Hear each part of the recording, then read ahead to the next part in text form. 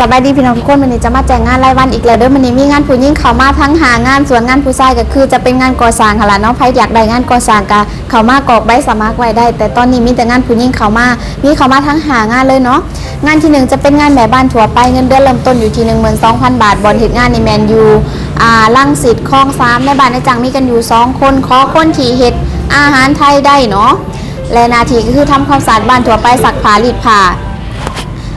เดือนหนึ่งจะมีวันหยุดไฮ4 วันถ้าบ่หยุดแม่นได้โอทีวันละ500และงานที่2ก็จะเป็นงานแม่บ้านทั่วไปเงินเดือนเริ่มต้นอยู่ที่ 12,000 บาทบอนเฮ็ดงานในแมนยูศรีนครินทร์ในบ้านในจังมีกันแค่1คนขอคนที่เฮ็ดอาหารไทยได้หน้าที่ก็คือทำความสะอาดบ้านทั่วไปซักผ้ารีดผ้าและงานที่3จะเป็นงานแม่บ้านผีเลี้ยงน้องเงินเดือนเริ่มต้นอยู่ที่ 13,000 บาทถึง 15,000 บาทบอนเฮ็ดงานนี่แมนอยู่ตลาดเจ้าพระยาหรือว่าอยู่นนทบุรีเนาะในบ้านในจังมีกันอยู่3คนบ่มีสัตว์เลี้ยงเฮ็ดหน้าที่เบิ่งน้อง1คนอายุ9 ปีเน้นอยู่เป็นเพื่อนน้องและเฮ็ดอาหารให้น้องกินเนาะ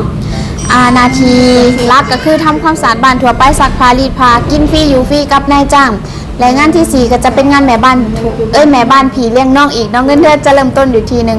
13,000 บาทถึง 15,000 บาทบอนเฮ็ดงานในแมนอยู่กรุงเทพกีทาในบ้านในจังมีกันอยู่4คนบ่มีสัตว์เลี้ยงเฮ็ดหน้าที่เบิ่งน้อง2คนอายุ2 ปีและ3 ปี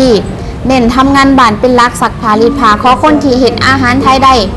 และงานสุดท้ายเนี่ยก็จะเป็นงานแม่บ้านทั่วไปเงินเดือนเริ่มต้นอยู่ที่ 12,000 บาทบอนเฮ็ดงานในแมนอยู่น้องจอกในบ้านในจังมีกันอยู่6คนมีมาแต่บ่ต้องดูแลเนาะหน้าที่ก็คือต้องทำความสะอาดบ้านทั่วไปซักผ้ารีดผ้าขอคนที่เคยมีประสบการณ์เป็นแม่บ้านมาก่อนกินฟรีอยู่ฟรีกับนายจ้างเนาะคืองานในหางานนี่แม่นกินฟรีอยู่ฟรีกับนายจ้างเบิดเลยเด้อ